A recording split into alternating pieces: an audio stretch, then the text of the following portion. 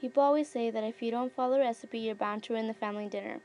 In my case, I'd have to say I have ruined my family's recipe to being perfect. I have gone through several mistakes throughout my life that have made up the recipe of being me.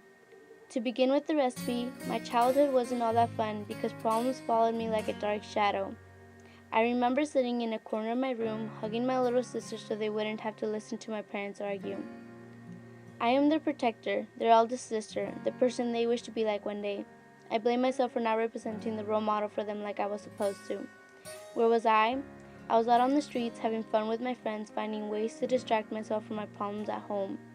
Not being home was my only way of not having to deal with the screaming and arguing of my parents. No matter what I did to get their attention, they never cared enough to ask how I was doing in school.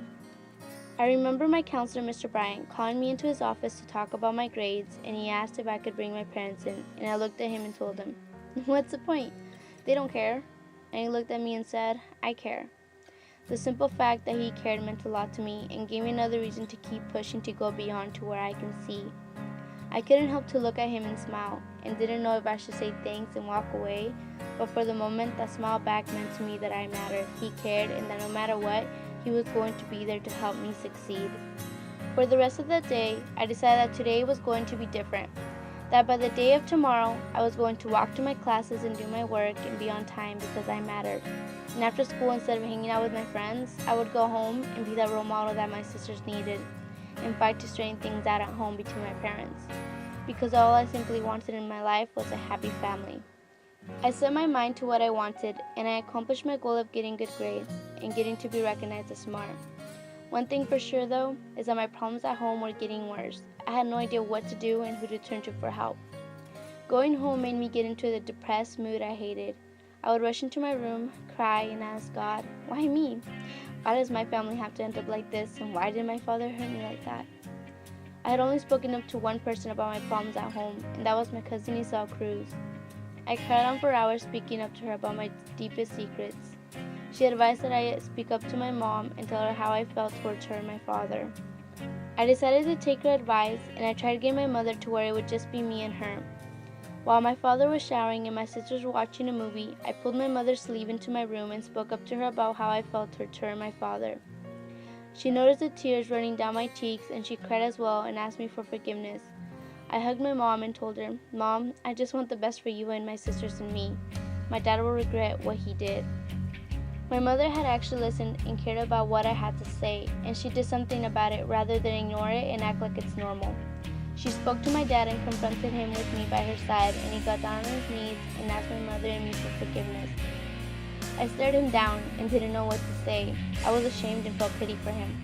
I wanted to yell at him and tell him how much he has hurt me psychologically. Because of him, I'm afraid of trusting anyone or myself. I'm afraid to rely on someone for safety or to speak up for myself. But he doesn't seem to realize that the fact of him insulting me for my mistake, accusing me of foul things, and treating me like I'm nobody would affect me deeply. Who am I to forgive him? I'm just his daughter, his own flesh and blood. It's not my job to take care of forgiveness. The person who he should be asking for forgiveness is God, because he's the one that will judge his actions, not I. He looked at me and told me, "Te quiero mucho, mija, y perdóname si te hice sentir mal. Las amo a todas ustedes, ojalá que un día me perdones.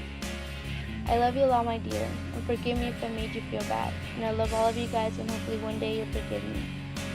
Tears rolled down my cheeks to hear him say that. I hugged him, and I told him that I loved him. My life has changed a lot, but unfortunately my relationship with my father hasn't changed. I don't talk much to him or see him as much. It's as if there were to be something missing to this special family recipe. The reason for this is because I always seem to try to avoid conversations with him. Although I wish one day this could change, but as long as I don't step up to speak up to him, nothing will change. I want that to change before it's too late, because seeing him injured from work hurts me deeply. I don't want to make another mistake to ruin the family recipe and lose him without letting him know how much I truly love him, although he messed up in being my father. I'm hoping that I will see him there at my graduation standing proud of my success, with joy in his heart.